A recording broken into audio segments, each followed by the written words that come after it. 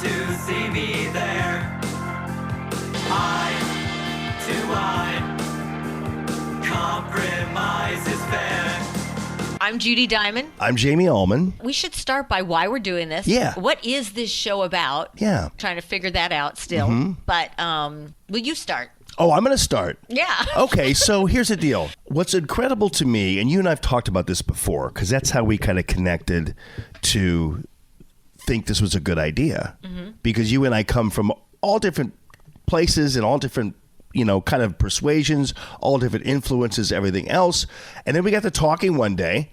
I was at the Christmas party, talked about our families, talked about all this kind of stuff, and realized, setting aside all politics, you got to realize how much you have in common with people. I was thinking to myself, even as we have a little bit of gin, right? So, can you imagine a country where there are, 25, 30 flavors of gin, right? Mm-hmm. You could go to the grocery store. There are 7 different flavors of syrup. Mm-hmm. You can go to the cigarette place, and there are 50 different brands of cigarettes to choose from. And you can go for fast food. You can get there are 70 different ways that you could eat. So how is it possible that we as a society, as people, are all funneled through 2 parties? How is it possible? So, how is it possible that we have actually become so, for whatever reason, trained to kind of always have to kind of launder whatever our viewpoints are through one place, because we'd never accept that in our normal life. For instance, if you had only Chick-fil-A and McDonald's, right? Mm-hmm. And you had to choose Chick-fil-A and McDonald's, and you'd be like, well, no, I kind of want to have a gyro for lunch. Right. And then Chick-fil-A or McDonald's would say, no, you can't have a gyro for lunch. Right. Are you Greek or something? You have to stay with either Chick-fil-A or McDonald's. Those are the only 2 brands we have.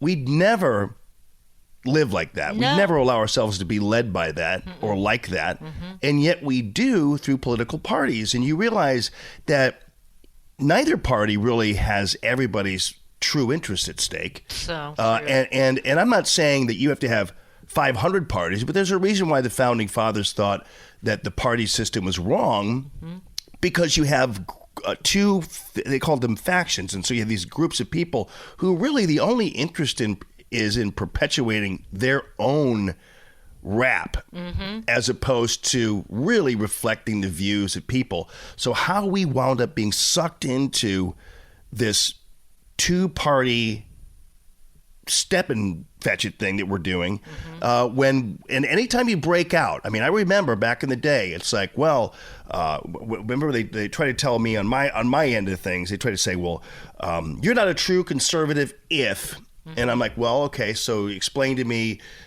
free trade when it's not fair. And like, well, you have to support free trade. I go, well, if it's not fair trade, then it's not helping anybody. Right. And that's where they would say, well, then you're not really conservative. And then we kind of started to realize through experience that they don't really know what it is. They've tried to define whatever that is. And I still don't know what being a true conservative is. Right. I don't even know what being a true liberal is. I don't either. When people now say to me, well, they assume. People always assume, oh, you're from California, you're a liberal. And I go, well, my political party and my religious party is love. And they look at me, typical hippy-dippy answer. But it is. I love that, yeah. And so, for me, I feel like the conversation stopped, and I don't know how that stopped. And I thought, our boss man said to me, you guys should do something. You and Jamie, you guys are so different, and yet you guys get along really good. And I think that where you're coming from and what you're saying, a lot of it is media. We're in media. How can we make a difference? Well, we can actually have a conversation that more people have than the major left or the major right or whatever. There's more of us. Right. And what's interesting is, and this is totally why I want to do this, is, I kid you not, Jamie, just a few days ago, I was talking to a friend of mine from California. And I said to her, I was doing this. And she goes, I know Jamie Allman. I go, really? Like, he's famous, by the way, if you didn't know that. But she goes, yeah, I can't believe you're doing a show with him. And I go, what are you talking about? You mean you're friends with him? And I go, well, yeah, he's really cool. She goes, I can't talk to you. Oh my goodness. So I'm sorry about that. No, but I'm not, because that bothered me to the point of when I said, well, okay, then that's your decision. That's your choice, and that's what's wrong. Yeah, but she never explained really why. She just said she couldn't believe that. She goes, don't you realize? And I have another person who blamed, well, they're the reason that we do this. Right. And I go, who's they? Mm-hmm. You're putting everybody in a group, and it drives me crazy. I go, how are you any better than the they you're talking about? Right. So I think it's really important to just open up a conversation where there's things that I've changed my view that my really liberal friends will go, how could you think that way? And so to not be so pigeonholed. Yeah. To have an open conversation and to be okay to have an open dialogue. I think that's what is the most important thing. And Judi, sometimes even on our regular shows, we sometimes are afraid that our individual audience might reject us if we go off whatever reservation they've established. But I always feel like people who listen to my show have some open roads they can travel in. Because sometimes I think the great example recently was with the whole Bud Light boycott thing. And I told people, and I went on the air, and I'm very honest with my audience, as you are too. And sometimes it comes at a certain level of peril, because they'll think of you as a certain way, whatever. But I told people, I go, you know what? I'm not boycotting Bud Light. I don't really drink it that much anyway, but I'm not a boycotter. I certainly don't believe in shooting cases of it up with a gun, because I love guns. I just don't like to use them in that way. Right. And people are like, well, what do you mean? I'm like, I really respect guns. I'm not saying people who do that don't respect guns. I just happen to have a different view of guns, and I wouldn't shoot up symbols of things that I disagree with. I would never do that in a million years.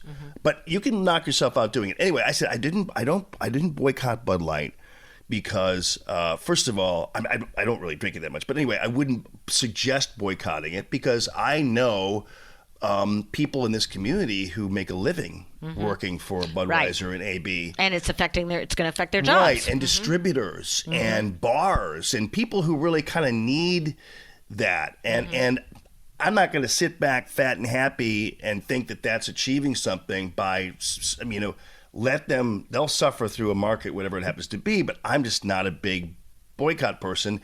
And I told people, honestly, I said, my daughter works for AB up in New York. Right. She handles the Neutral brand up there, which is this vodka drink, And so I have a real self-interest on a number of levels, not just community-wise, but also personally, in not going after that. So, and believe it or not, people were very accepting of that. They didn't say, oh, you're a traitor, or and so you'd be surprised how sometimes if you push it a little bit and are just honest. I think sometimes people are afraid. We are in our own circle sometimes. Yeah. And sometimes being unafraid is really how we ought to all operate in all realms of our lives. There's a point at which it's okay to be uncomfortable. Yeah. I think it's really easy to be comfortable. I have an issue a lot of times, and boy, a lot of my friends that are activists will get very upset with me. But they go, we're going to go march. Well, okay, you're doing it because you want the government to give more money for the homeless. Why don't you work in a soup kitchen? What I'm saying is, what are you doing, besides just walking? Right. And yet, my grandmother, my mom's mom, was a suffragette. She went to jail for the right for a female vote. That's pretty awesome, yeah. It's really awesome. And so I'm, when I tell my mother this, she goes, well, look at what your grandmother did. I said, well, that's true. So, you have to think about what it is that you're doing. And I think boycotting, I've never actually boycotted something now that I think about it. I could see it happening. Like in the civil rights movement, that happened. You know what I mean? And I thought that was effective because they did it. And you can do it. Absolutely. In that way, yes. I totally think it's because that was huge numbers. Yes, you're right. Because you're talking constitutional rights at that point, and that's like true. The rights of man. So it's funny that, this is another example of how sometimes there's symmetry even though we don't find it. So your grandmother was a suffragette.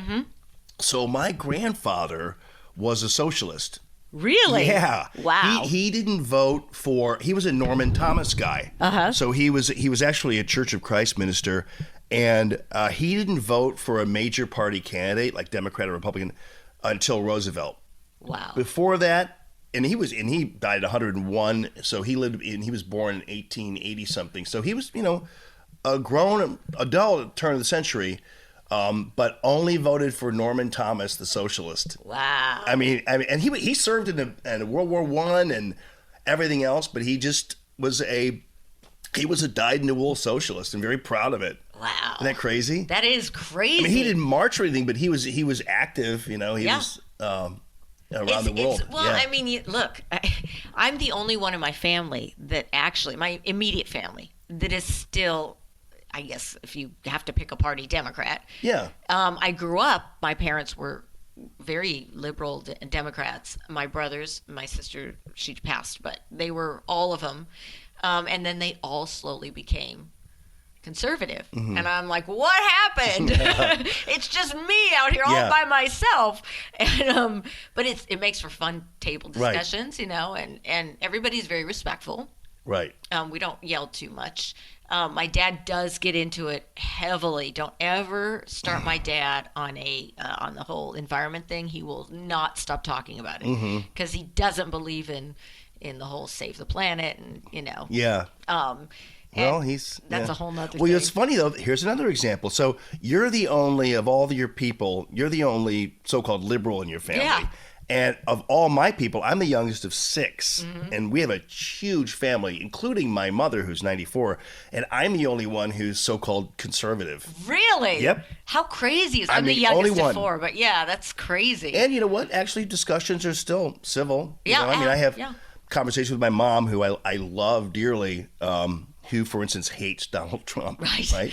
And one time I told her, I said, I don't think you like him because he reminds you of my dad. I think that's it. And we laughed, but we have the greatest discussions about everything under the sun, whether it be abortion or whatever it happens to be, and we just have a drink or do whatever, and we just talk.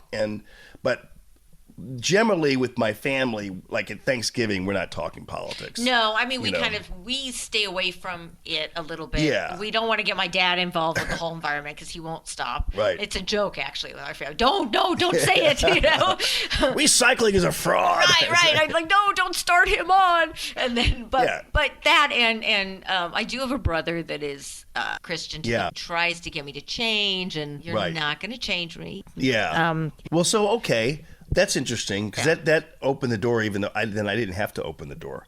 So I think it's interesting. So I'll make you not slightly uncomfortable. I'll just no. Say I want to be uncomfortable. I think it's interesting. Yeah. So you open what we're doing here, and you said your language is love, right? Yes. Okay. So do you realize that actually probably is more religious and more steeped in God than you would probably even realize? No, I do. Oh, okay, good. I do, yeah. But my God, what I believe in God and what my God is more a collective one. Yeah. It's not a religious so much. And I'm not saying religious institutions aren't good. They're tribal communities to me. Yeah. But don't push yours on me. Okay, so because at one point we had a conversation, you were talking about that. And I thought it was more about God, but it's not. It's about organized religion. Yes, organized religion. And that's another example. I don't like organized religion. Most people would be okay with that because presumably in this country, we should be able to worship or not worship or perceive God or not perceive God any way that we want to. We should. It's really not anybody's business. Right. To tell you the truth. I totally agree with you. But my brother really believes that I am going to hell. But why does he believe that? I don't understand Because I that. haven't accepted Jesus as my God. And that's just his belief. And I said, I don't push my stuff on you. Does your God that you believe in, that you're telling me about, love you unconditionally? And he said, absolutely. I said, no, that's not true. Conditions are that you get me to believe that. So that's wrong. That's a lie. And I can't believe in a God or your religion. And my God loves everybody. Right. So, and I'm not saying my God's better. I think my God loves you too.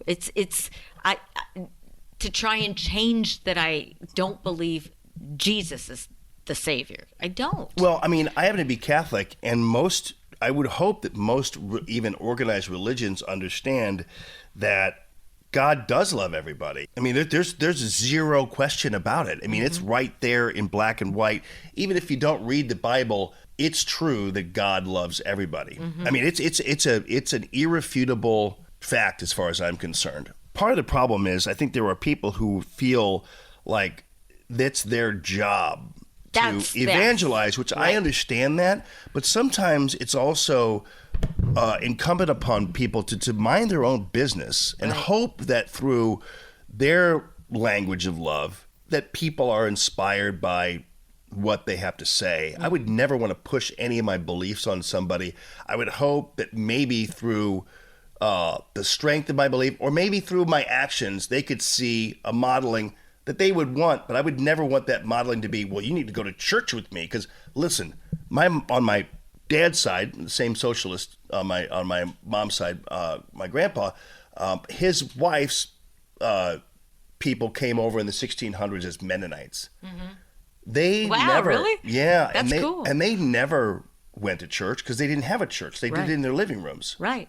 You know, so I have an issue with people who say, well, if you don't go to church, then you can't be religious. Right. If you don't go to, mass, then you can't be religious. And it's not true. Yeah. I mean, and certainly even going way, way back to the founding fathers, who actually were probably more like you than they were than me, if you can believe that, because many of them were deists. They weren't part of any organized religion.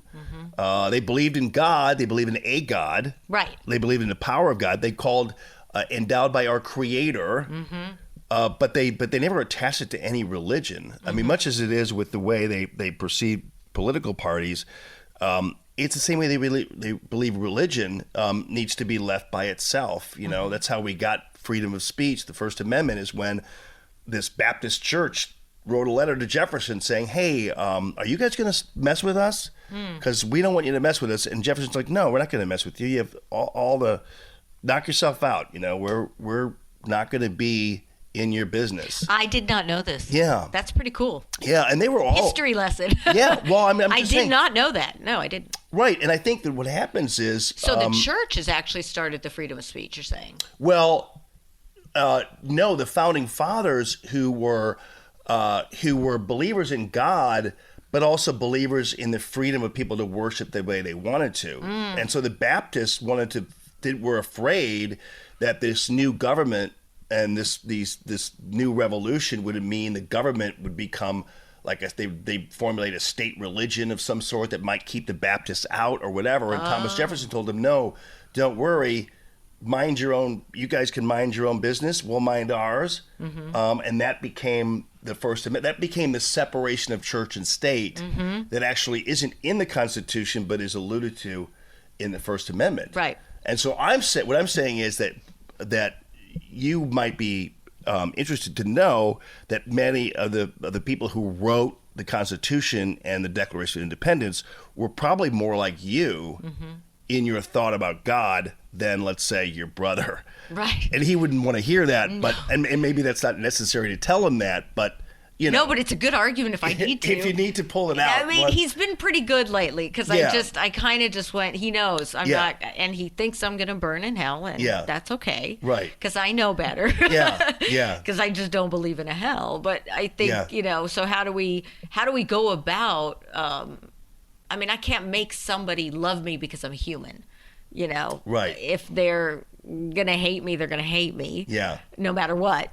If because I don't believe in the same religion they do or what have you, but I don't know. I just, again, my religion is love, and it's the simplest thing to do that nobody seems to be able to grasp, and I don't understand. If you were to look at every single person that you run into every day, whether you know them or not, and thought of them as your kid, your baby, imagine. I know that sounds like hippy dippy, whatever, but it is possible. I've seen it. Well, actually, and I'm going to go back to religion with you on this because what you're saying naturally out of your heart and your head Mm-hmm. actually is written in the gospel. I believe that. That is written in Luke's gospel, actually from Mass today, on this day that we're talking about this. And that's the story of the road, Emmaus Road. And these disciples are walking along the road. It's right after Jesus was put to death, right? So they're walking along the road, and Jesus appears to them, but they don't know him. They don't see him. Mm-hmm. He appears to them on the road, but they don't see him necessarily. And they don't mention the other disciple either. But he appears to them, but they don't see him. Mm-hmm. They don't identify him originally. And he's like, and they're talking. He's like, hey, and I'm not kidding you. This is how it comes across. Jesus is like, hey, what are you guys talking about? And they're like, what, you don't know what just happened? The crucifixion, and he rose. You know, supposedly he rose, but we think he's dead. And you guys, you don't understand anything that happened. And it's Jesus they're talking to. Mm-hmm. But the thrust of that gospel is that ask yourself, why was it that Jesus showed himself to these people, these disciples, but they couldn't identify him?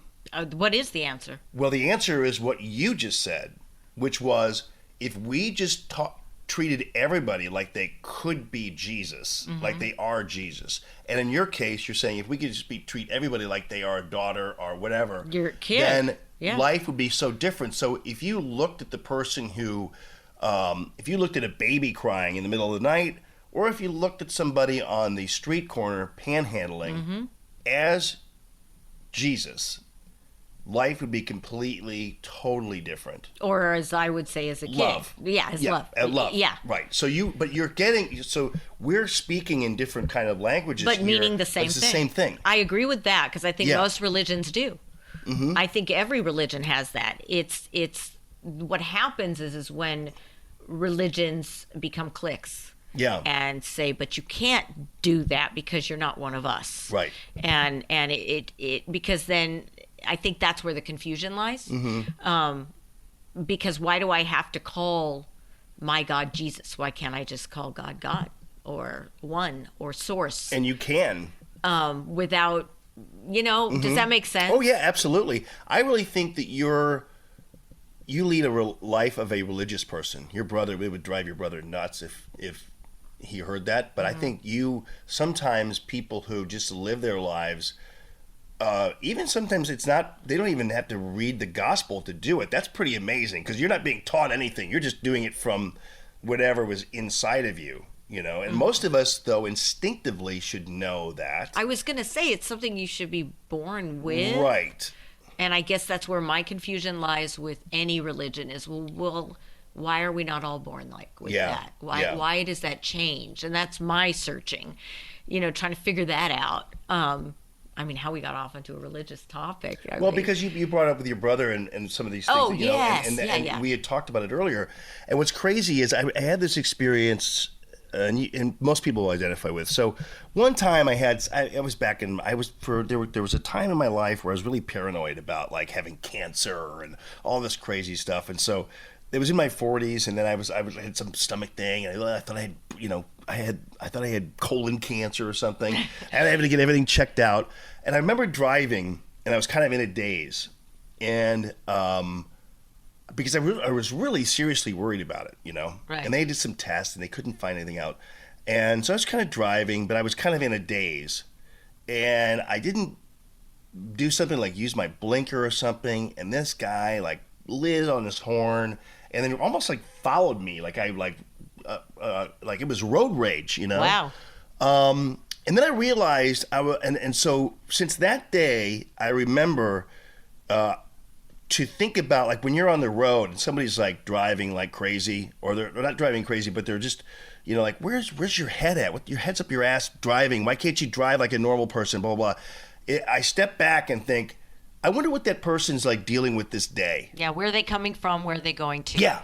Yeah. Are they going to a marriage counseling session where their marriage is falling apart? Are they going to the hospital to see somebody dying? Are they actually dying? Are they, did they just get fired? Right. And if you thought about that, it's really hard though sometimes. It's hard to have that kind of patience. It's so hard. But, or even if you went, because I've done that. I try to do it every time and I've even come to, or he's just an asshole. Yeah, right. And even Yeah, then, right. well, guess what? I'm always a going to send possibility. them love. I'm Right, going to right. send electromagnetic waves of virtual love.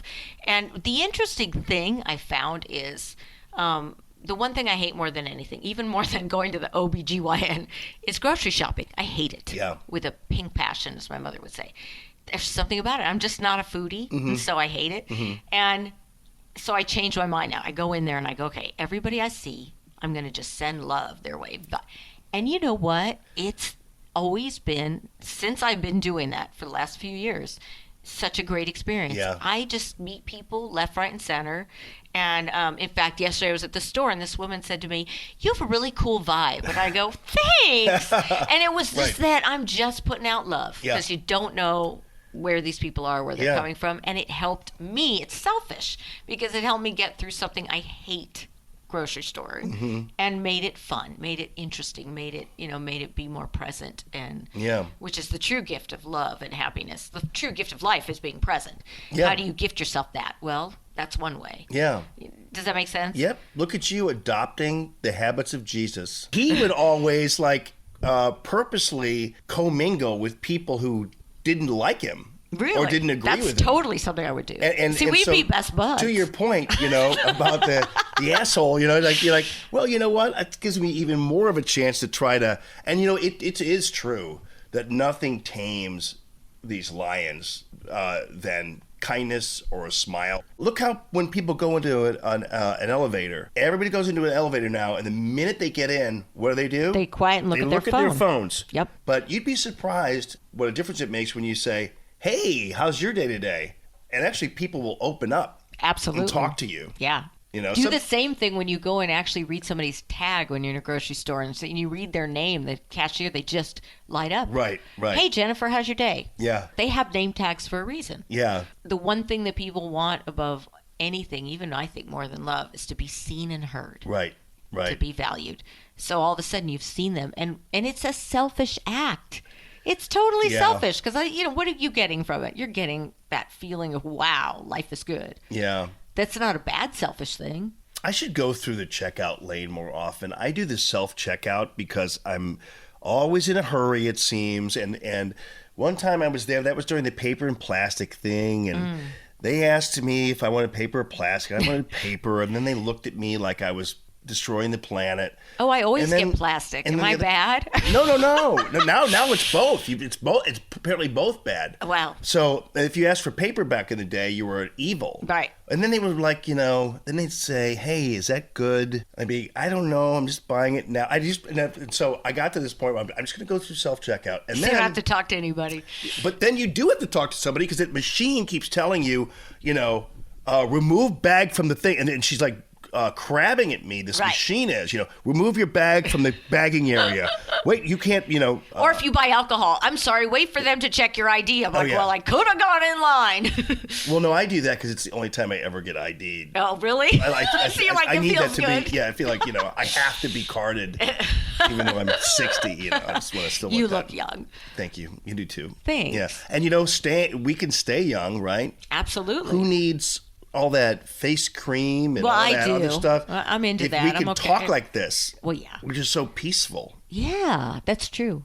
And even though you talk about like crazy things, That's true. eventually we'll be talking about gun, all this stuff. But I think there's so much that unites us in a way. Yeah. And it doesn't diminish our principles or our beliefs. No. By listening to somebody who has different beliefs or who can educate you on their beliefs. I love to learn. I would go to your church any day. I love going to different churches. I've been to a lot of churches, Yeah. temples, mosques, Hindus, because to me, it's all about learning about people. So yeah, invite me. I'll go. Yeah.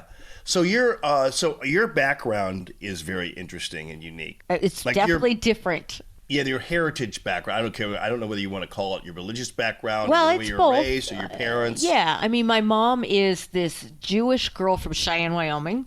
See, that to me is It's crazy. amazing. Does I know. anybody really know that? No. Yeah. I've never talked about it. And it's funny because I'll be honest with you. I I was on country radio for a long time, and I hid that I had a Jewish side, that my mother was Jewish. Because in Judaism, if your mother's Jewish, you're Jewish. Yeah. And I didn't know that. But yeah. It's by birth. And my dad is this total English dude, Scottish English. Who has an accent.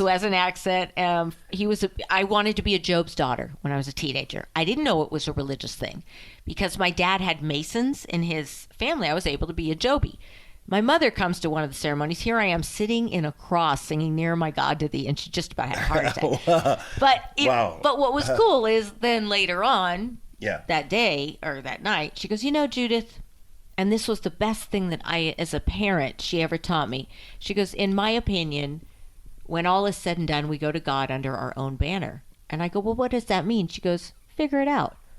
And I thought that was beautiful because it taught me, and I still, to this day, I want to know more. I want to figure it out. That's what I've been doing. Yeah. So it's really kind of a beautiful way to be. And a lot of people say Judaism is a culture. I've heard that said a lot. I have a cousin who's Orthodox, and she said she hates hearing that. Right.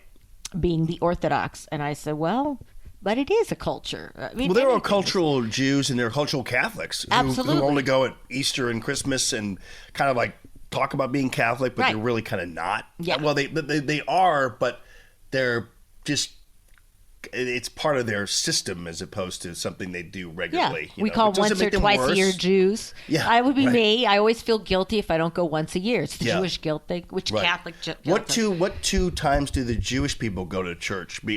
Temple? To temple. Synagogue. It would be, definitely Yom Kippur. Yeah, it's the holiest day of the year. Probably Rosh Hashanah and Yom Kippur, the two, which are a week apart. And Yom Kippur, there's a service called a Kol Nidre. And it's the evening Erev Yom Kippur, which is the Day of Atonement when you start your fast for 24 hours. Yeah. And it's a very sacred, beautiful. The Friday night thing? Yeah. Oh, yeah, I've done that. Oh, my gosh. It's so beautiful. And so that's still in me, ingrained in me, that I try to find somewhere. And last year I went online because I have nowhere to go. All my friends when I was growing up in U City were Jewish. Yeah. And then one year they all moved out to Creve Coeur. But I knew the dreidel song. Oh, wow. I knew about that little thing they have at the top of their door, which still exists. The mezuzah, I have one. Yeah. I still have one. Yeah. Isn't that crazy? Oh, yeah. No, it's really, I love that There's a whole little idea. prayer in there. But and they have to be at an angle. Yeah. They can't be like straight up and down. Yeah. And there's all kinds of really cool ways. And that is a cultural thing, I think. I guess it would be considered. And again, even though I don't say, okay, I am Jewish. I am by birth, I suppose, because that's by the birth mother. But yeah, and my dad being English, I mean, he's used to, my mom grew up kosher and he was eating bangers and, mash. And so it's a wild That's family. funny. Yeah. I love that. Well, it's funny because I think that there's, like, I would pick up a book that said The Jewish Girl from Cheyenne, Wyoming. I would pick up a book like that. So there's your start. Yeah. There's if some you ever want to write a secrets. book, there's your title already. Because we always have to have the title. Yeah. Even though we have a title. We don't have the title of this yet. But even if you have a title, just start with the title. And Okay, you just freaked me out, and I'll tell you why. So I had an astrological meeting, astrologer, do a natal chart. I've never had it done. 2.5 hours he spent with me. He just said, you need to write a book about your mom. Oh. And now I have a title, which is weird. It's just so strange that you just said that. Yeah. Yeah, he goes, he said she has secrets. She does. Because her brother was a spy for the U.S. Air Force. Oh, my goodness. You do have a book. I know. And the title is great. It is a great title. I'll have to give you half. It could be. Well, it's funny about that. So since I just told you I grew up in U City and it was predominantly Jewish, so I went to work, and this is a longer story. So back in 2004, I had TV and radio. I was doing both. And I had my son was born, and I kind of had like a midlife crisis of some sort, and some guys go out and buy a Corvette.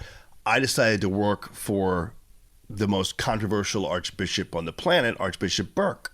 So I quit 2 jobs Wow. in radio and TV and went to work for the Archbishop. That's amazing. I know. I was there That's 9 like months. amazing. I know. I was there 9 months because it didn't work out very well. And there's a lot of, someday we can tell that story about it. It just wasn't exactly what I had planned. And yet I tried. I Right. made an effort. I thought it was going to be interesting. But it was something that your soul needed to do for some reason. Yeah. And to imagine quitting I can't. 2 really good jobs. Right. I mean, TV and radio. Yeah. I was like in. It's hard to get in there. I know. I'm the only Wow. person actually that's been that quit 2 jobs and actually got released from 2 jobs all in one lifetime. Wow. At the same time, I consider that kind of a badge of honor. It should be, I yeah, lived a little it bit is. of a life. Yeah. Anyway, so when I got to work for the Archbishop, I'll never forget getting a voicemail from somebody saying, "What's a Jew working for the Archbishop doing?" What? Yeah. Wow. What's You're a like, Jew why? doing working Because- for the Archbishop? Because they assumed I was Jewish. Because you lived in because I was from Jew City. City, as they called it. Exactly. Yeah. Allman, I guess Wow. whatever that. I don't know why that sounds Jewish, but anyway, it was so weird that happened, and they left me that message. And, That's crazy. and I was like, yeah, boy, this is going to be a rough road here. As I look at my time, I'm thinking, oh, Wow. Lordy. There's a reason you did that, though. There had to be. I have got to hear. That's a book, Yeah, oh yeah, yeah. Wow. It was a trip and a half for 9 months. Wow. Well, if you're And going to go midlife crisis, better that than, like, A Corvette? a Corvette or cheating or whatever else the guys Yeah, I do. don't know. My ex cheated, so whatever. Yeah, I You could have guess. gone to a rabbi or something I know. instead. Yeah, I guess I could have. The Corvette. I'm not a Corvette guy, so that wouldn't have been happened. It's So just a car. I was drawn to it, and I felt like I was finally going to have some peace in my life. I'm not going to be waking up at 4 a.m. and going to yeah. bed and working until 10 o'clock at night, all this kind of stuff. And it turned out it was quite a lesson, but I would never not do it again. Yeah, you learned something. Mm-hmm. That's fantastic. Yeah, I love this. It was quite an experience. Yeah, I love this. So this is just like starting, and I Yeah. can't wait to see how it goes, like where we go with it. I have a ton of questions, so you know way more about politics than me, just so you know. So, How do you know that? Because it's funny because I think you know way more about religion than a lot of people who would say they're religious. So there you go. Well, okay, Right down so to we'll your trade. name being Judith, right from the Old Testament.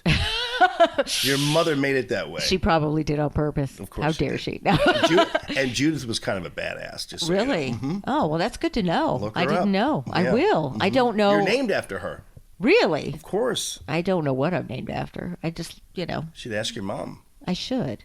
I think she said it was my grandma. I don't know. My mother doesn't talk a lot about things. No, I know. It's very weird. Yeah. I'm trying to get her to tell me more. Yeah. As she gets older, but yeah. Yeah. Yeah. Masons, on the other, I know all the stuff about my dad. That stuff is Oh, was he a fascinating. Mason? His father was a Mason, and his Oh, wow. father's, his aunt, Auntie Elsie, who's passed, was one of the only female. Like, they're not supposed to let females Wow. in. And this is way back when. In fact, we all believe she was probably gay and just didn't come out. Oh, no kidding. In fact, I asked my dad, I go, Auntie Elsie was probably gay. And he goes, we've talked about that before. And I go, really? She's the funny. Agnes Moorehead of the family. Right. So did your dad did he have like that little metal thing on his Well, his Mercury dad marquee? did. His dad did. Oh, he did he? Yeah. And so I got into Job's Daughters because of that. I didn't know what it was. I just wanted to go in because my best friend was in it. I Yeah. didn't know it was a religious thing. Yeah. I had fun. I know. You know? Well, it's kind of weird because that's another thing where because it wasn't part of any organized religion, they decided to malign it and turn it into some kind of weird cult. It's weird. When- Well, yeah. Sorry to tell you, but there are a lot of cults that aren't called cults. Right. Exactly. That's It actually started as, from what I understand, they were warriors, like, or something like that. I don't well, know. it goes back even back in the old. I mean, like in the old days, the yeah. olden days, as they say. Yeah, supposedly they also were in charge of the covenant or something like that, and the Ark. I don't know if that's true, but Oh, I know, but yeah, that the thing. Templars, Knights of Templar, they're all from that. Which, if you believe it, it's kind of interesting stuff. I've done a lot of reading on that. Pentabarate, like part of the whole, Yeah. the Queen, and It's weird. They're all over. Like there's sectors all over, even now. But it's different now. I just saw a documentary on it, and it's totally different. Now it's just all about like a males and club, which is good. Males should have their own clubs. like they'll like the Rockefellers and Yes, yeah. and Colonel Sanders. I think there's a movie like that. There where Mike is. Myers talked about that too. Yeah. It's interesting stuff. And there's even stuff having to do with tarot, believe it or not. Oh yeah. And that's interesting. We'll have to get into that one of these days, but No, those are. I've done that. yeah, oh yeah. I believe Those it. are pretty real. Oh yeah, I think so too. I've studied it and it's Yeah. very crazy how real. Yeah. And people go, "Oh, how can you believe that stuff?" Well, no, you see a bunch of TikTokers sitting there reading tarot. No, that's not real. Yeah, you can't really do that. No. You can't play tarot like you do on solitaire on your phone. No. You And know? that's not saying that they don't know what they're doing. I know. I just don't buy it. But Yeah, right. you know. Well, so this will be interesting. Hopefully, we've kind of set the stage for the fact that maybe people will want to come back and hear the next one. Yeah, we don't know what it's going to be about yet. No. But, and, it's just a road Yeah. not traveled, perhaps. I don't know. But it's been really, that's one of the magical things about being at iHeart and being there is, somehow, you know how it is. Sometimes people come your way that it's like, wow, this is amazing. This person came out of this, forest here. You know what I mean? Like you're meant to be. And most unlikely, too, sometimes. Yeah, exactly. And just to tell you the truth, I was thinking, because I was really worried when I got there. And either a lot of mixed, kind of reactions. I came in and you know how it is. And then there you were, I was like, and people, Judy's liberal, you never know. She might not even, I'm like going, really? Because I don't feel that, but we'll see. And how it what's goes. funny is I had heard, and I can't tell you who because I can't remember. Yeah. If I could, I would spill names, but I don't remember. Yeah. But several people going, "Oh, you won't like James. He's this," and I'm like, "Oh, Yeah. really? Don't tell me what I won't like." Because the minute somebody says that to me, I totally agree. Don't tell me what I'm going to like. Yeah. And also, I also never ever judge anybody from what anybody else says. Let me meet this person and see for myself. Yeah, right.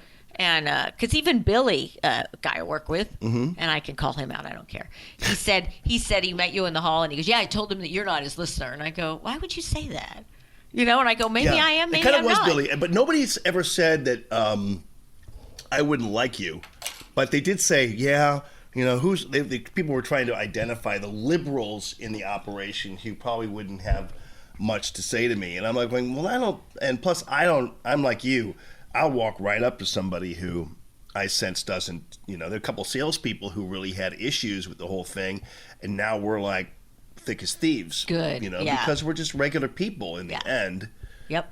Yeah, I mean, well, you are. I mean, that's the thing it was annoying. I hate that. Yeah, and I know. so Yeah. I think, I had that a lot in a place I worked at before in Illinois, and it was, I was a weird one.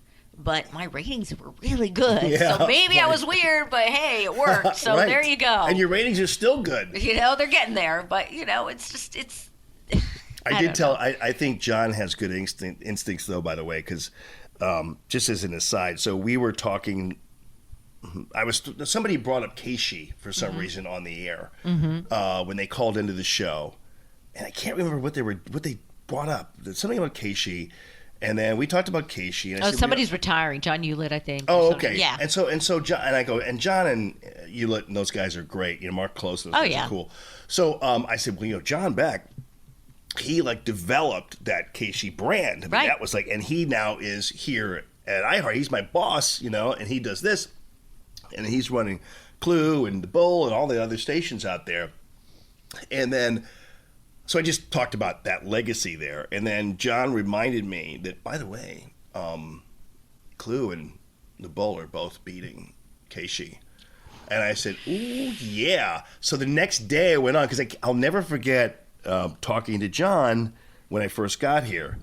And we talked about the old station and all that kind of stuff. And he goes, the one thing I want to do is I want to beat Keishi. So here's the guy who created the brand, and now he wants to come in and beat it. Yeah. You know, and, Yeah. he did. Yeah. Which is even more amazing. You and Billy and the rest of the team over there at the Bowl. I remember That's him pretty saying that impressive. because I remember saying, our old boss used to be always saying, yeah, if we're number, 5, and I go, no, I want to be number 1. Why do you just stop at that? Yeah. Whether we make it or not, you want to strive to that, you Right, know? right. So he does have good instincts. Yeah. I mean, when he brought up the whole idea of us doing something, and he goes, it'd be really cool to have a different flavor, Mm-hmm. And the reason we decided on this format is because we both work the same, Yeah. hours. Yeah. So, Well, we'll do clips on the show. Yeah, same here, same with us. And it'll be fun to do. Yeah. 'Cause I think that's something that we need, not just on the radio. We need this in our country. absolutely. We need this in our lives. Yeah. Have an open conversation, and if you have questions or you want to ask anything, I love to be challenged. Give me a challenge. Yeah. Ask anything. And me too. Yeah. And eventually we'll get to the point where maybe people can write letters into us or do whatever and ask us something I hope so. to throw us a piece of red meat right in the middle of it all. Yeah. What do you think of? Boom. Yeah. That would be awesome. Yeah, it's good. So, yeah. And you know what, Judy? In the end, I think people will.